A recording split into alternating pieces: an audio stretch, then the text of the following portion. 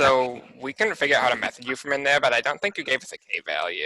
I did not. So I broadcast that message. I don't know how well broadcast messages go out to breakout rooms. But yes, that was my bad. I forgot that. I forgot to do K. So K should have come out as K equals 7. Sorry. Yeah, I missed the broadcast. Yes, my bad. All right. Okay, I think we're here. I think we're back. And John actually has all of this up on his screen showing Perry, which is great. Thank you for that. So we have S1 is 2, S2 is 39, S3 is 31. Do we like those numbers? Hopefully we like those numbers. People are nodding at me. 2, 39, 31. Excellent. Good. Okay. Easy. No big deal. Easy. All good. Everybody happy? Now that you have the value of K. Sorry about that. My fault. Okay. So how then are you going to reconstruct with just 2 people? That's the next question. So, before that, can any of these 2 figure out K on their own? So keep in mind what one person gets, right? One person here is going to get S1 and R1. And we're assuming that P is a global value, by the way. I should have said that. P is a global value, so everybody knows P. S1 is something that everybody knows. Oops, sorry. I wanted to annotate, not share, stop sharing. S1 is something that the first person is going to know, and R1 and P. So that's the information. 2 unknowns in this equation. They don't know A, they don't know K. So 2 unknowns only for one person, and it's not something that they can solve. So each of these Bobs is not going to be able to reconstruct. How do I make my scribbles go away? Clear all drawings. Okay, and stop annotating. I've got everything down really well except the annotate feature. All right, so no, they can't know A, they don't know A. Can any pair combine their information? Remember, this was a 2, 3 threshold scheme, 2, 3. So I need to have 2 people be able to combine their information and figure out the secret key K, right? That's the requirement. So if we do this, we can get 2 equations. These are our 2 equations that we're starting with. Mod P in this case, I didn't write it in, right? But 2 equations. And let's be brave and try the annotate again. Stuff that we know is R1 and S1 and R2 and S2. That's the information that we know. So we've got 2 equations, 2 unknowns. Thumbs up, thumbs down. If I have 2 equations, 2 unknowns, can I solve? Yes, thumbs up, thumbs down, 2 equations, 2 unknowns. Cool. This is why I also needed to make sure that all of those pairs or those numbers were distinct, because otherwise you could get a dependent system of equations. You could get 2 equations where if S1 or R1 and R2 are the same, then S1 and S2 would be the same, and you wouldn't have 2 distinct equations. So that's why everything's got to be separate on the previous slide. Okay. So yes, 2 equations, 2 unknowns, A and K, and we can solve for A and K. Spectacular. In order to talk about bigger threshold schemes, and that is what we are going to do on Friday, if you want a threshold of higher than 2 people, we need to get into some polynomials, because solving this system of equations is fine when there are just 2. When we get to 3 or more, we're gonna want a more systematic way to reconstruct the key. And in order to do that, we need to talk about polynomials. And you are totally familiar with polynomials, I'm assuming, because you've all taken high school math. The catch here is that we're talking about polynomials mod P. That's the difference. And so this is why my next 4 slides are going to be stuff that is immediately obvious to you, except we're working mod P, and that's different. So these next 4 slides are prep for next time when we want to try to reconstruct a key in a systematic way in a threshold scheme. Okay, so that's why we're talking about this. Also because I like math, and this is fun. All right. So we're going to set with the set ZP. A polynomial over the set ZP looks exactly like you would expect a polynomial to look like. There's going to be a but in just a second. But a polynomial looks like a sub k, x to the k. Sometimes we say n, I said k, it doesn't really matter. Plus a sub k minus 1, x to the k minus 1, plus a bunch of dots, plus a1 times x plus a0. This should be really familiar. This is exactly what a polynomial looks like to you. No big deal. There is nothing here that is changing yet. So a sub k, x to the k, plus a sub k minus 1, x to the k minus 1, bunch of dots, a1, x, a0. Here's the difference. All of the coefficients are from ZP. All of the coefficients are from ZP. Exponents are not, and this is something very important to distinguish between because it is easy to get these two things confused. Exponents can be as big as you want with this polynomial. Coefficients can only go up to p minus 1, okay? Super important. Make sure you understand the distinction between those two. Exponents do not get reduced mod p. Coefficients do get reduced mod p. That's the difference here. Couple of terms.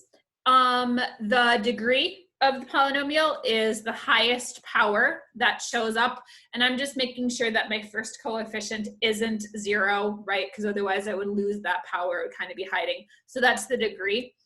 And a monic polynomial, people who have taken abstract algebra should hopefully at least have this term ping somewhere in their brain, hopefully. A monic polynomial is where your leading coefficient is 1. So that's going to be a monic polynomial. Okay, we can combine polynomials, and we can combine them using regular normal operations, addition, subtraction, multiplication. No big deal there. Those are all good.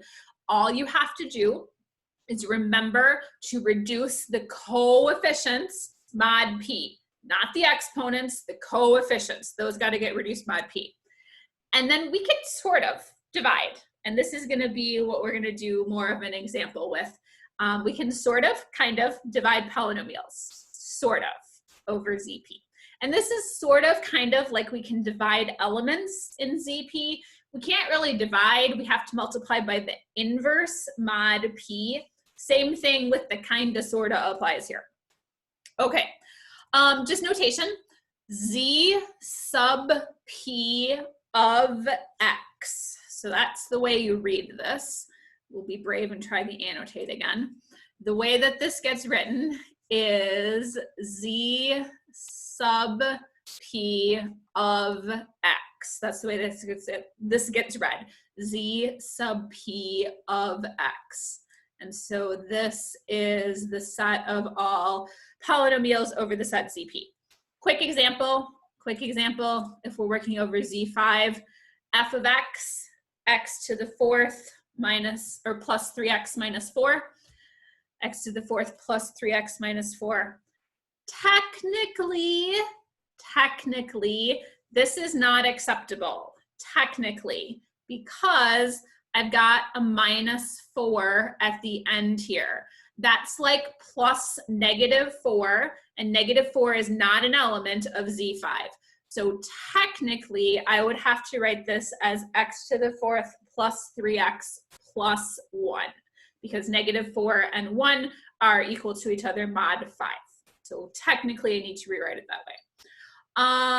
Degree of this polynomial, fingers for me, please, or in the chat if you don't have video. Degree of this polynomial is going to be, fingers, chat. I'm getting some chats here also.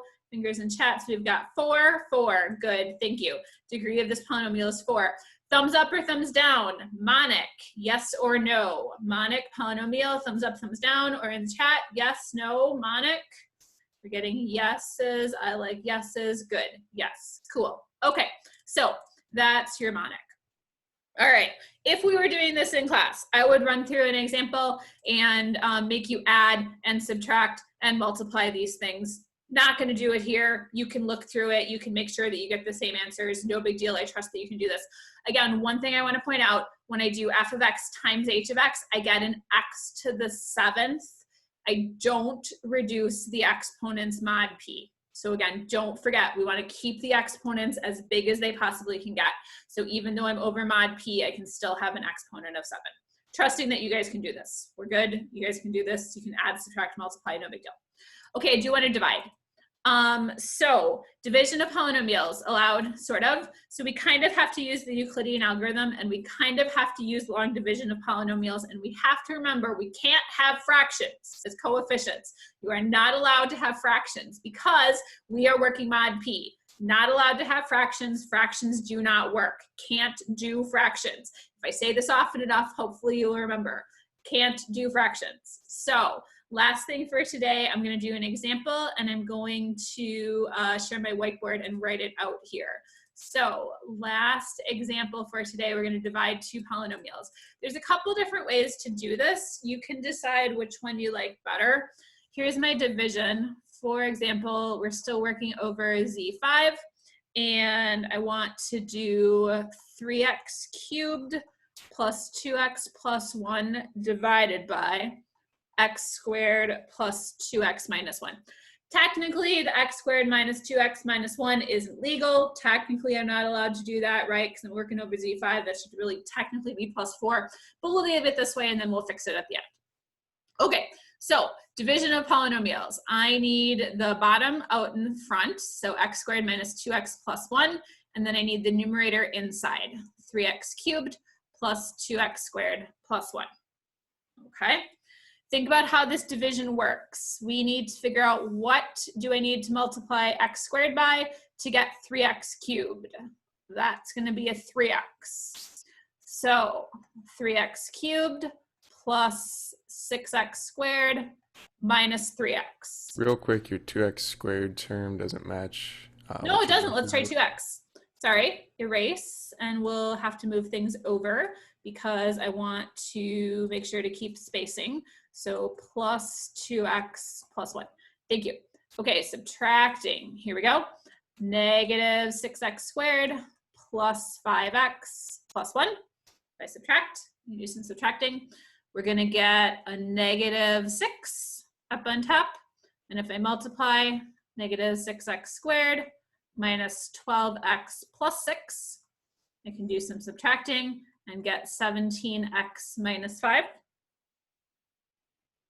17x minus 5. And so then I have a quotient. So my quotient is 3x minus 6, but technically that needs to be a 3x plus 1 because I'm working mod 5, right? So I've got a quotient, and I've also got a remainder. Remainder is going to be 17x minus 5, but since I'm working mod 5, technically that needs to be 2x plus 0, so just 2x. This is not exciting. We're going to do another example that's a little more challenging. Any questions on this one before we keep going? Okay, let's do one where we don't have a monic polynomial in the bottom, and then I'll show you what happens when we get fractions. So, for example, let's go back to z5. Let's do, I don't know, 4x cubed plus 3x squared plus 2x plus 1 divided by 3x plus 2. So let's do this one. 4x cubed plus 3x squared plus 2x plus 1 divided by 3x plus 2. Same setup. So we've got a 3x plus 2 on the outside, and we've got a 4x cubed plus 3x squared plus 2x plus 1 on the inside. This is the method that I like. You can do it differently if you want to, but I'm going to show you the method that I like. I like having fractions and then fixing the fractions at the very, very end. So we're going to do this normally, at least for right now, and then we'll fix the fractions at the end. That means I'm going to need 4/3 x squared here, right? Think about regular normal long division. I've got a 4/3 x squared. That's what I need to multiply. So I'm going to get a 4x cubed plus 8/3 x squared. Doing good there. And when I ask, I also mean please check my arithmetic and make sure I didn't screw something up. If I subtract, this will give me a 1/3 x squared. I'll get a 1/3 x squared. And then I can bring down the next piece, which is a 2x. So that gives me a 1/9. We've got 1/9 x. That'll give me a 1/3 x squared plus 2/9 x. 1/3 x squared plus 2/9 x. I can subtract. And then I'm going to have, that's 18/9, so 16/9 x plus 1. 16/9 x plus 1. And for a 3, that's going to be plus 16/3. No, rats, icky numbers. 3 times what is 16/9? 3 times, sorry, 3 times what is 16/9? 3 times 16/27. There we go.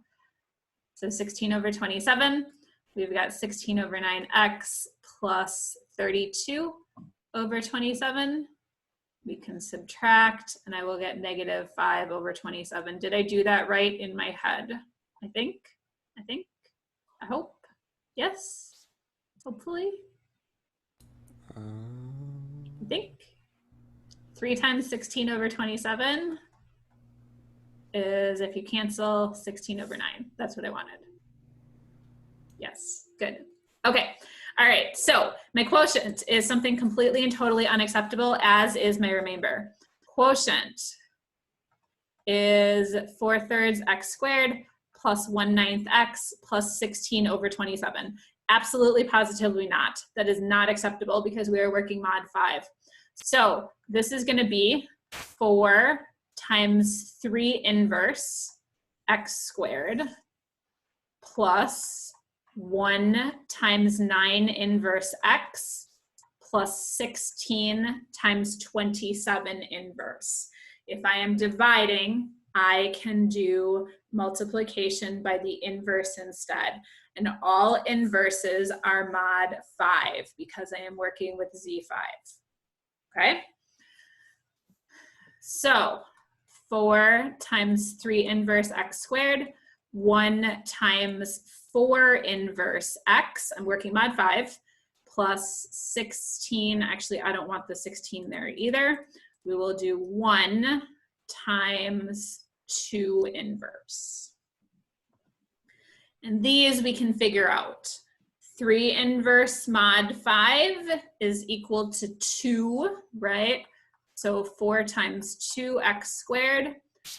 4 inverse mod 4 is still 4. So 1 times 4x.